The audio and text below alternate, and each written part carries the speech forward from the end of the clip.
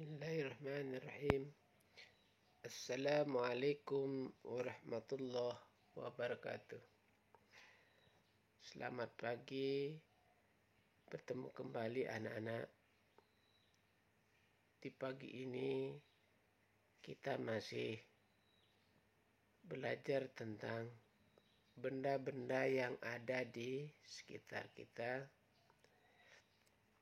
Ini pada subtema yang kedua, yakni tentang wujud benda di pembelajaran yang ketiga.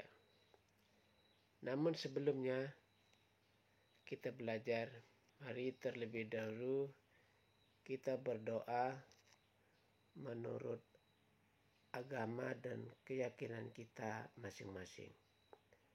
Berdoa dimulai.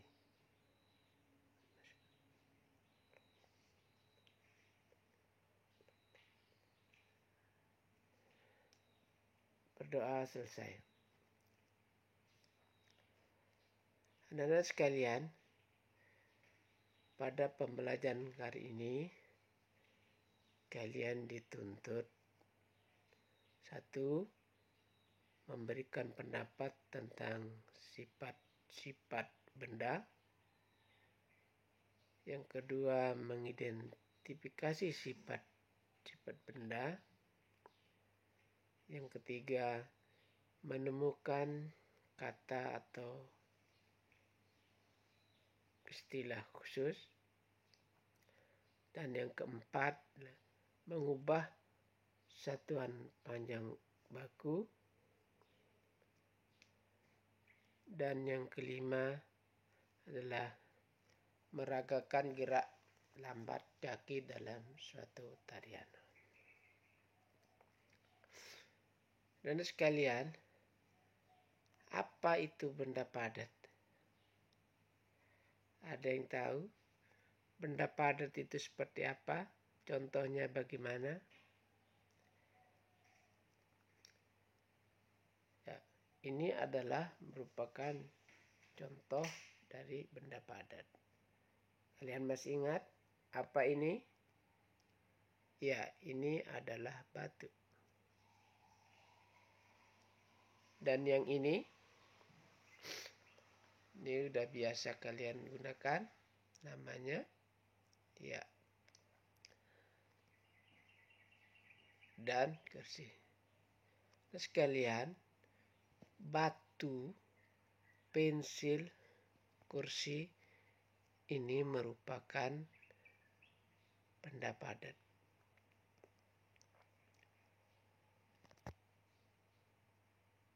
Mengapa disebut benda-benda tersebut digolongkan sebagai benda padat? Nah, untuk meyakinkan, untuk menjawab pertanyaan ini, maka silakan lakukan percobaan berikut. Supaya kita dapat mengerti kenapa tiga benda tadi katakan sebagai tergolong benda padat, maka silakan anak-anak menyiapkan bahan-bahan yang diperlukan untuk kita lakukan percobaan. Yang pertama, siapkan ember, kemudian gelas kosong yang bening, dan berikutnya adalah kantong kresek. Langkah kerjanya, masukkan benda-benda yang ada di sekitarmu tadi pertama ke dalam ember, kemudian ke dalam gelas, dan terakhir ke dalam kantong plastik. Setelah itu kalian mencatat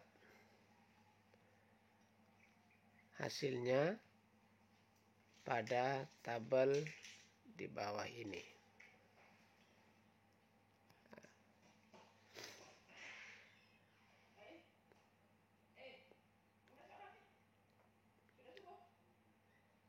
Ini adalah contoh tabel yang kalian akan isi.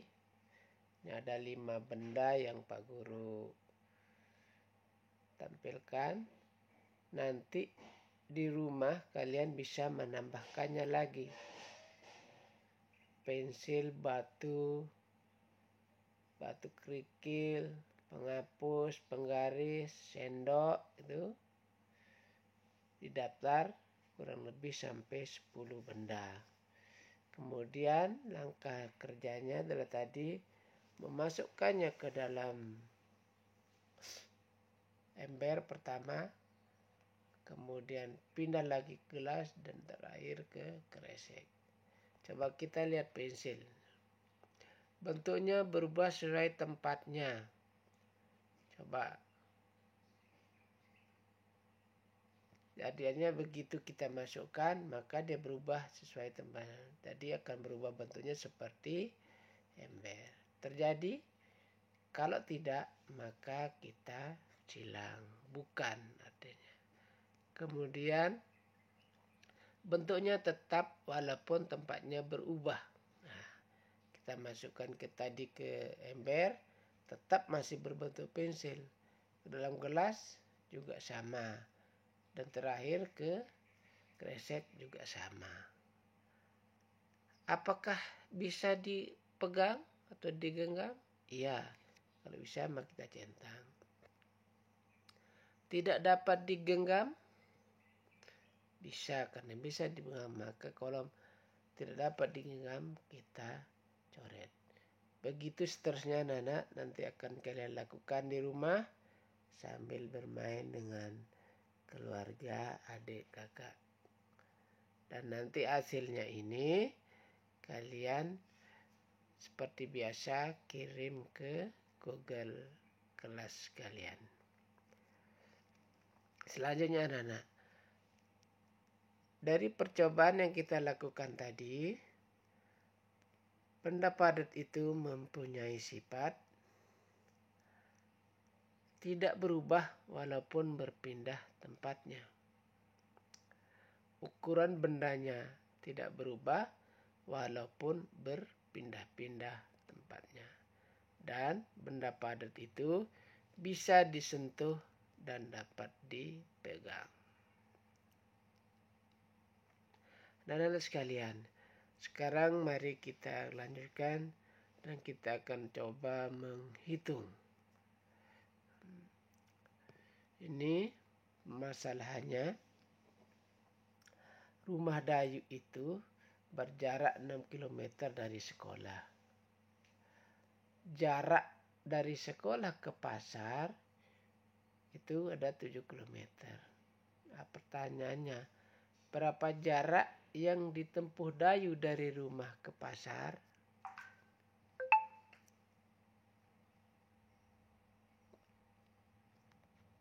Mari kita lihat. 6 km ya. 6 km ditambah 7 km. Nah, pertanyaan itu, jarak yang ditempuh Dayu dari rumah ke pasar adalah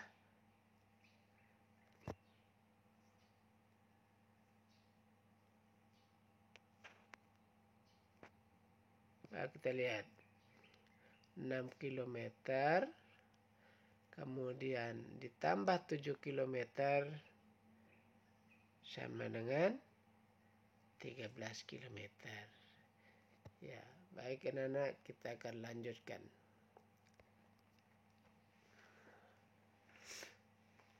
Ini permasalahan yang kedua. Udin dan Beni akan berlomba lari. Jarak yang akan mereka tempuh adalah 350 meter. Lomba pun segera dimulai. Saat Udin telah sampai ke garis akhir, Beni baru menempuh 200 meter. Pertanyaannya, berapa meter sisa jarak yang harus ditempuh Beni sampai ke garis akhir? Nah, jika jarak yang harus ditempuh Beni sampai ke garis akhir adalah 350 meter dikurangi 200 meter sama dengan Ya, 150 meter. Terakhir anak, jarak rumah Edo dan ke sekolah 2.500 meter. Jarak rumah Siti ke sekolah 4.700 meter. Berapa meter perbedaan jarak rumah Siti dan Edo dari sekolah? Ada yang bisa menjawab? Nah, mari kita jawab bersama. 4.740 meter dikurangi 2.500 meter, maka selisih jarak rumah Siti dan Edo dari sekolah adalah sama dengan 2.240 meter. Nah, anak-anak sekalian, jadi bisa dapat kita simpulkan, coba. Apa suara musik termasuk benda? Tentu tidak. Mengapa? Karena suara musik tidak mempunyai massa atau berat ataupun menempati ruang. Nah, anak-anak sekalian, sekarang kita akan melakukan gerakan. Ini gerakan kaki, gerakannya hanya 2 saja, ya. Gerakan yang lemah lembut dan gerakan yang kuat. Lakukan dengan iringan musik berikut ini.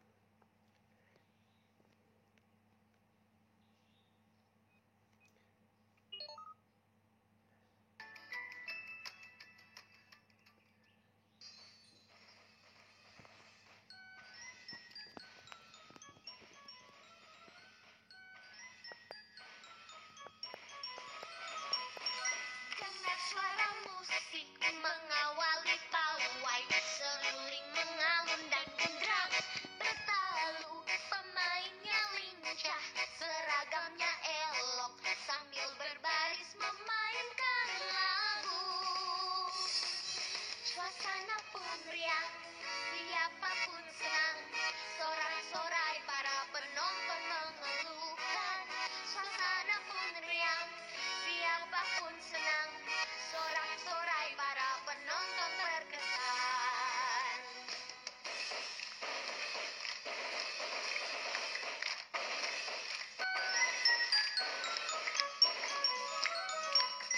Dengar suara musik mengawali pawai, seruling mengalun dan gendram bertalu, pemainnya lincah, seragamnya elok, sambil berbaris memainkan lagu.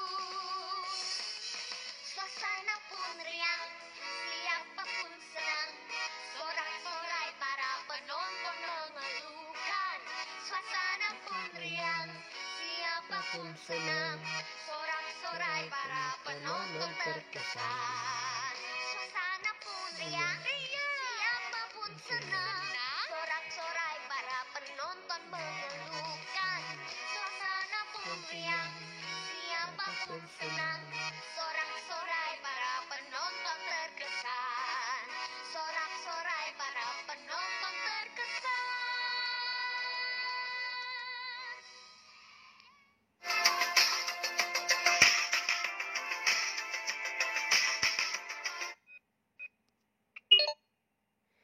Ya, anak-anak, demikian tadi pembelajaran kita untuk hari ini. Dan kita akan bertemu kembali di pembelajaran yang ketiga. Dan jangan lupa, seperti biasa, aktivitas kalian di rumah, jaga kesehatan, selalu mencuci tangan yang bersih menggunakan sabun, dan selalu jaga jarak, menggunakan masker jika ada keperluan keluar dari rumah. Demikian, dan Pak Guru cukupkan sampai sini. Akhir kata, Assalamualaikum warahmatullahi wabarakatuh.